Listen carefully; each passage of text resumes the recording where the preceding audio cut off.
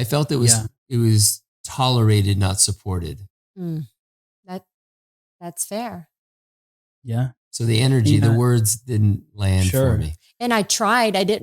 It's not that I didn't want to be supported.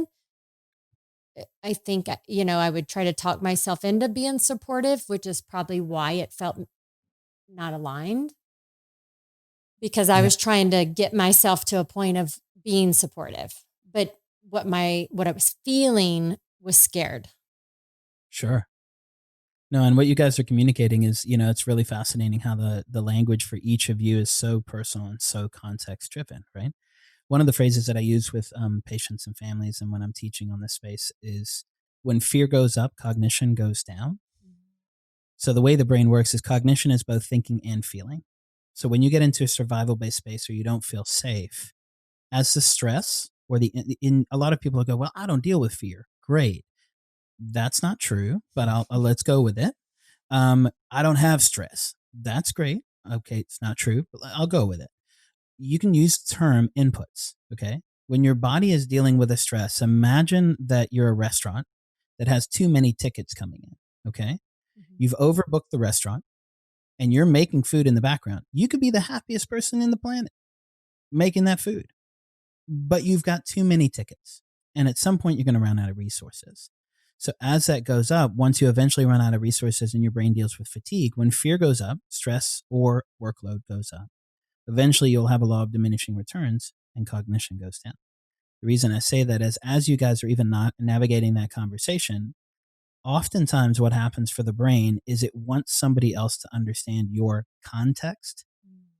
And a lot of the times we can't even remember our own context because we were dealing with fear and stress in that space. So a really helpful thing that can sometimes shift when you're talking about the spaces that you were in is to go with the concept, right?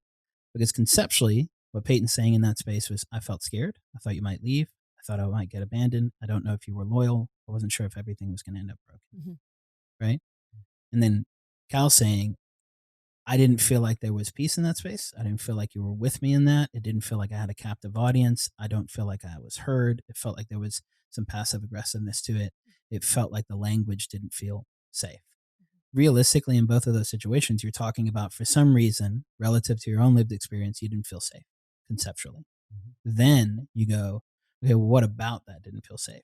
Case in point, to connect you guys back to the Enneagram and the dialogue, I'm so tired of people saying, what number are you? You're not a number. You're a human who has the capacity for all of this stuff. All 9 numbers are actively working in you. Knowing your highest numbers knows what you're actively working towards or pursuing them because the more they exist on a daily basis, the more you feel safe. But if somebody introduces your bottom numbers, they will trigger you the fastest. And if you look at the example that you guys just gave, somebody in that space, being each other, had the potential of introducing potentially your bottom numbers in an unhealthy way. So for instance, you, Peyton, your bottom 3 numbers are 8, 6, and 1.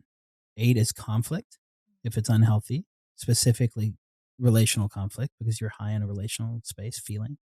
6 is the idea of loyalty and commitment and integrity. And then 1 is the idea of things being fixed and stable and right.